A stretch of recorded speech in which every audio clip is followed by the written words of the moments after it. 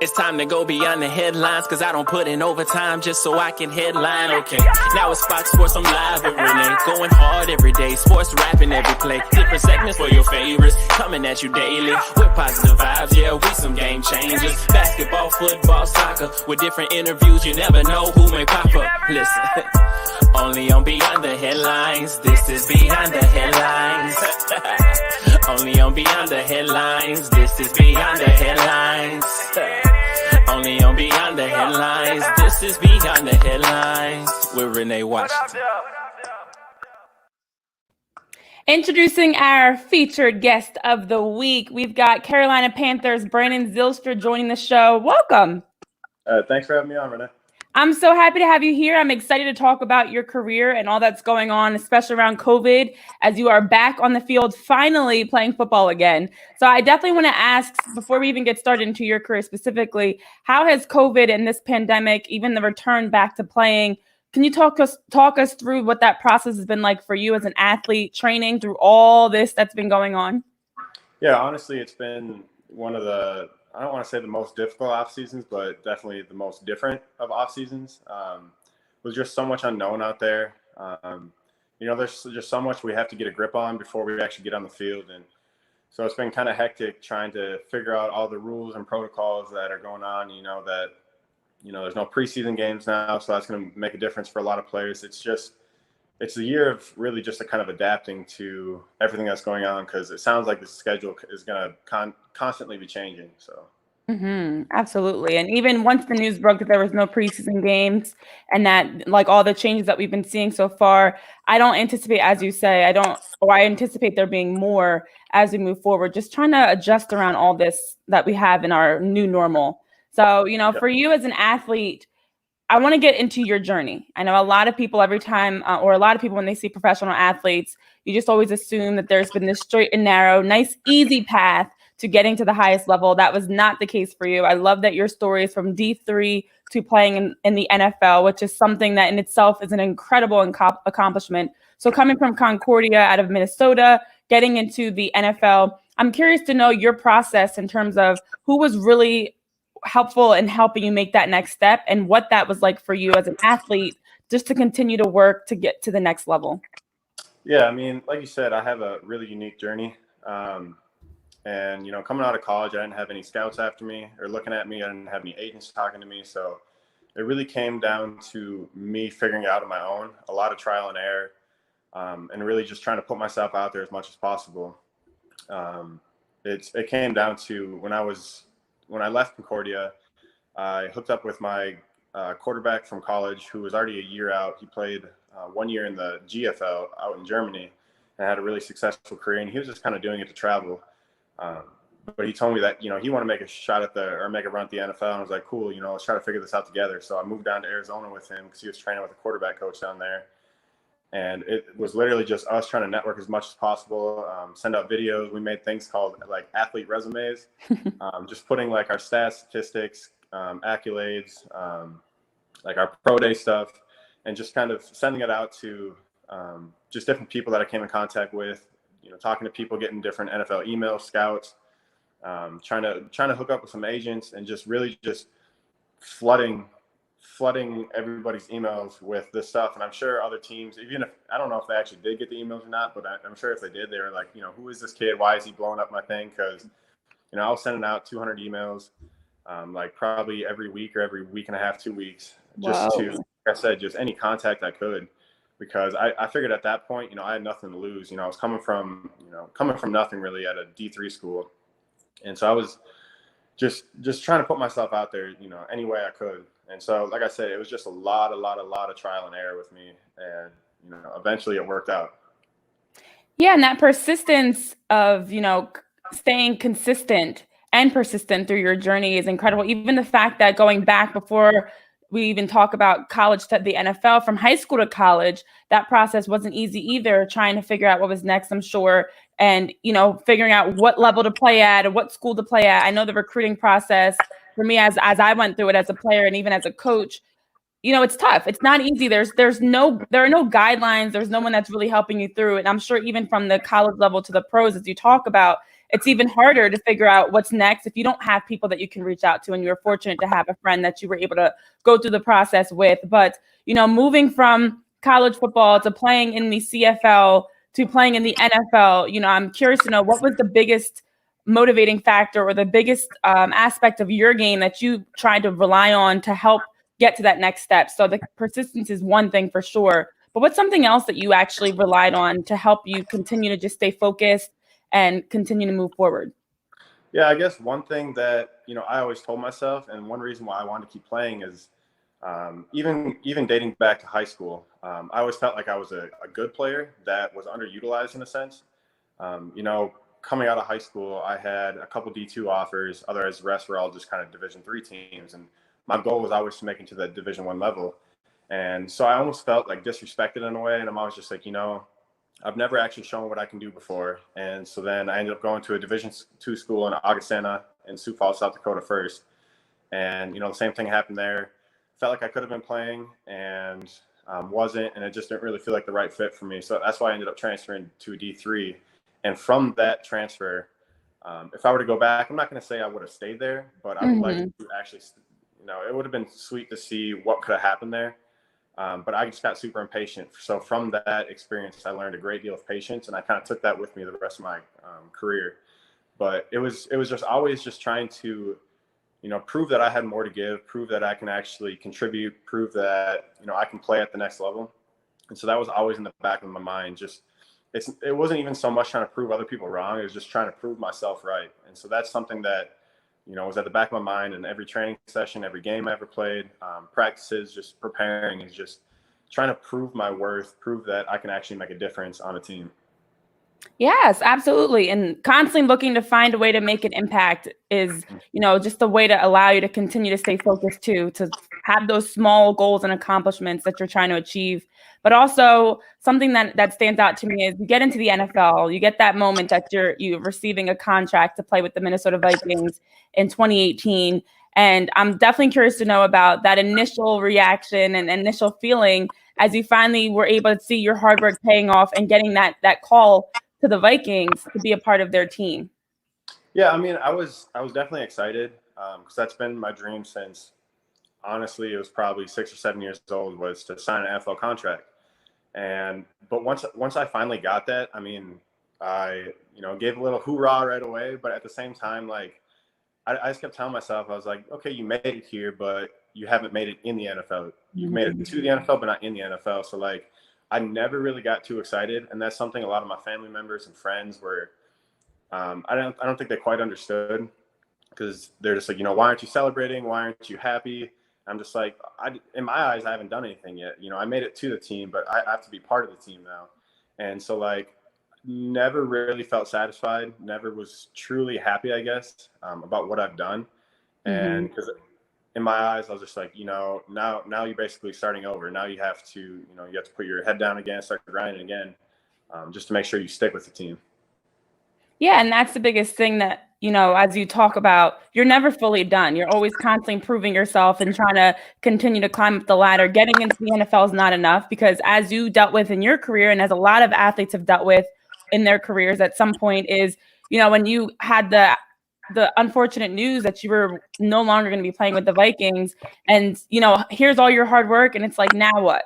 Back to square one in that sense. But you were able to get the opportunity to play with the Panthers back in 2019. And then here we are, fast forward, and it's more uncertainty. So it's, one of the biggest things about your career as a whole is just kind of that underlying message of the persistence and consistency, dealing with so much change, where whether it's been your personally, or even now as the world is dealing with the pandemic, all the changes that you've had to face. So, as you've been dealing with kind of the ups and downs of being an athlete, which a lot of people can attest to, what has really been the biggest factor, along with that persistency, to keep you motivated when you easily could have had these opportunities that were thrown your way and just given up? I mean, it just goes back to, the square one for me is I'm trying to prove myself. For me now, it's getting to that second contract. I'm on my contract year now. And so I'm trying to prove myself to really set myself up for the future, and like financially as well as, like I said, just really prove myself right, prove that, I can be utilized on a team, prove that I can make a difference on a team, prove that I can help a team win. So, I mean, the motivation is really all the same for me at this point. Yes, absolutely. And that's something that I'm sure even as someone like yourself being a small town athlete coming into any situation, always keeping it into perspective, knowing that, it's great to be excited about the accomplishments that you've had, but you're not done yet. And that's something that in itself, that constant motivation of and mindset of knowing like there's more I've got to do, there's more I want to continue to achieve is something that in itself is a motivating factor. So as we prepare for the upcoming season, or go ahead. No, I just said exactly. I mean, you hit it spot on. Yes, yes. As we prepare for the upcoming season, I know you've been dealing with working out on your own, adjusting back into the schedule. Can you take us through a little bit what this process has been like for the return to play for the Panthers?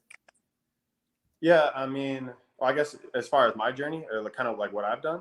Yes. Yeah, so when quarantine started, because I like to spend the off season, traveling around the U.S., just visiting all my friends in all these different states. And, I had a bunch of different trips lined up, and I made it to a few of them. And then the quarantine kind of started. And at that point, I was back in Minnesota, in Minneapolis. And I was just like, probably the best thing, probably the safest thing is just to go back home, spend some time with my parents and my brothers. So I ended up going back home and just kind of working out with my brothers. We had a quarterback at home we were throwing with, but it was great to spend that much time with my family. Because that's something I don't get to do usually, it's for a couple of days to a week at a time. And so I was actually able to spend a couple of months with them. And so it was super cool just to reconnect with them and spend all this time that I usually wouldn't have. But being back home for so long, the workouts kind of got monotonous. There was so much uncertainty of what's going to go on. And I started to get kind of too comfortable, I guess, back in Minnesota. And so I told myself, I was just like, I got to get out. I got to make myself uncomfortable again. And so I ended up calling some of my teammates down here, figure out what they were doing down here, found a place to live. And so I just came out here now and have just been, working out down here. There's some of the guys that are getting together, just a few of us, just run around, throwing, working out a little bit, but just it was good to get away. It was good to break up the monotony. It's good to get in the the heat again, because the heat is so much different down here. So I'm just trying to get used to again all the elements, just so that whenever we do get the call, if it is next week, if it gets pushed back, you just never know. Because it sounds like we're getting back on Tuesday, at least to start testing, but it's just everything is really just a day-to-day right now. So I'm just trying to make sure I'm as prepared as possible for whenever that time does come. Yeah, and I know I've been watching as other sports are returning, of course, with football being a little bit behind to start their season in general. But you look across basketball, soccer, baseball, as they're getting started, watching the process of testing and quarantining. What has been communicated to you guys? I know you mentioned that you're just kind of waiting right now. What has been said to you at this point just to keep you on track or have any sort of plan for a timeline of when you're coming back or officially what's next? Has that been communicated to you at all? And if so, what has been said? Yeah, so we have a call with the NFLPA twice a week, and it's usually for a couple hours. And it's really just a time for, we'll jump on and the union leaders will kind of tell us what's been presented to the owners, what's been presented to the NFL, and they'll kind of relay that back to us. And then the rest of it is really just an open discussion and an open forum for all of us just to ask questions. And I mean, for the first couple of weeks, it was literally just anybody asking a question, and the response every single time was, we're waiting to hear back. We don't know yet. We're waiting to hear back. And so it was pretty tough. It sounds like things are starting to move forward a little bit more to the point where we actually do know when we're getting back. We know a little bit of the testing protocol. It sounds like we're going to get tested, pretty much every day until we see numbers at under 5% is what it sounds like. And if it's under 5%, it's going to be every other day. If it's over 5%, if it's over 5%, it's every day. If it's under 5%, it'll switch to every other day. But other than that, I've literally heard from other people, and again, you just don't know right now, but that they're going to be texting us out the schedule every day. I don't know if we have a defined schedule of what's going to happen, just because there's so many underlying changes. And so many unanswered questions yet, because I think they're still kind of trying to figure everything out, just so we're at the safest thing possible, and just to make sure everything runs as smooth as possible. Yeah, that's the craziness of all this. I know for some leagues, I mean, of course, rewinding back a couple months, it was even a question of if the league was going to come back at all. And even once it was announced that sports were coming back, as you're mentioning, it's still just a lot of uncertainty. Like, how is it going to come back? When is it going to come back? What's next? Just kind of that waiting is something in itself that's trying, because you're continuing to trying to find ways to work out and stay ready, but you really just never know when that call is going to happen.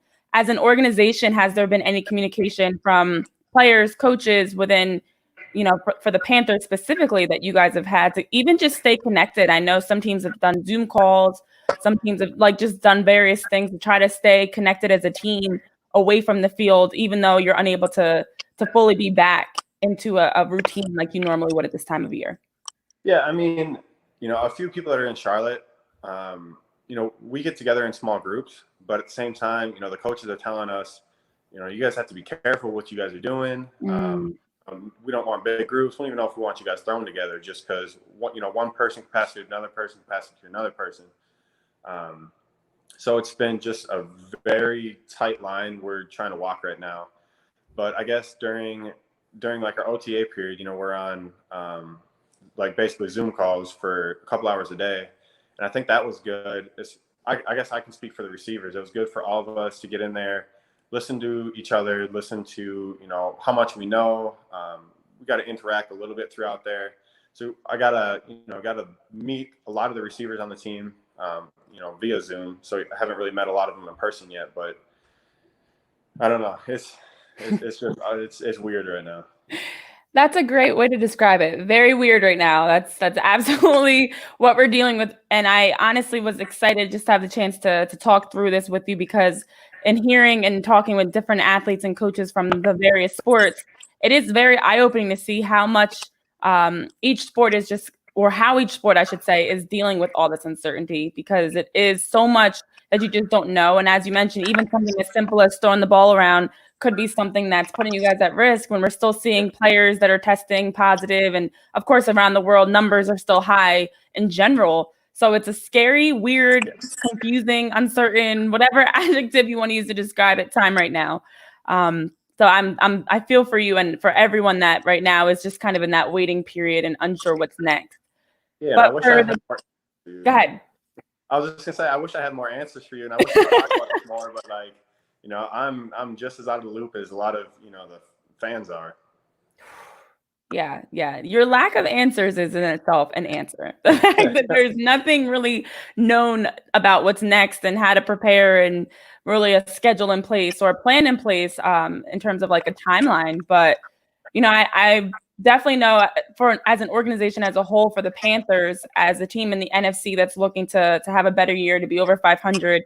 I was curious to know if there's anything that's been said even on that front, on the football side, of what plans are moving forward. And then for you individually as a receiver coming into this group for this year, what are your goals as a player to help find a way to make this team better and be more competitive in not only the division but in the league?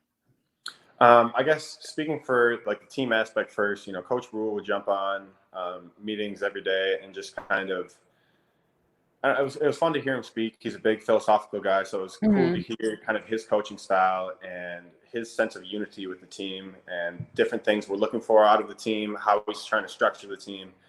And so, just hearing from him that he just wants to be, basically the hardest working, the toughest, the most physical team out there. And so that's, now we know that going into it, that's what he's looking for. So you have to try to adhere to his standard. And as far as like personal goals and stuff, like, I'm just trying to be a plug and play guy. There's a ton of competition in the receiver room this year. So I look forward to that. I thrive off competition. That's why I got here, is just because I'm super competitive, really, with every aspect of life. This happens to be my job, so it works perfectly into who I am.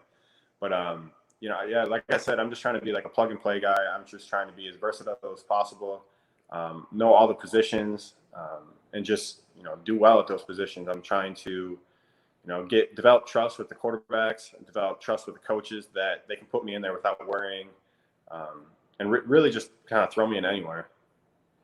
Yeah. And I mean, as you talk about with the quarterbacks, with Coach Rule, you are also a part of a team that's in the midst of a lot of change too. So I just feel like the common theme here around you is just change and like uncertainty. And I definitely want to ask for your final main question is, as an athlete and going back to when athletes are getting started in their careers, the goals they set out to play at the highest level, the goals they set out for themselves individually and for what they want to reach. You're dealing with so much change, from the D3 level or even within college, from one college to the next, to the CFL, to the NFL, being a part of the Panthers where they had a new head coach in Matt Rule, quarterback changes, Teddy Bridgewater stepping in, you're still dealing with all this change. And then you add in COVID-19, more change on top of that.